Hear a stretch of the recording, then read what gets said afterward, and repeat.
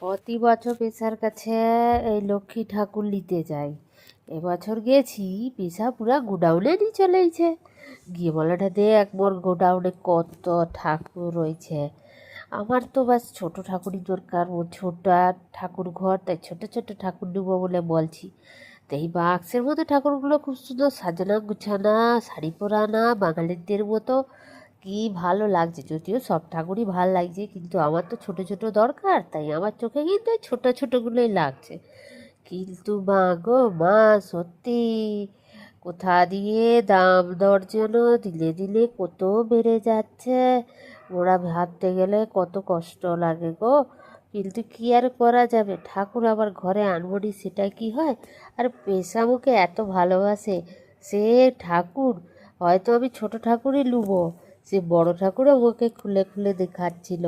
কি সুন্দর লাগছে দেখো।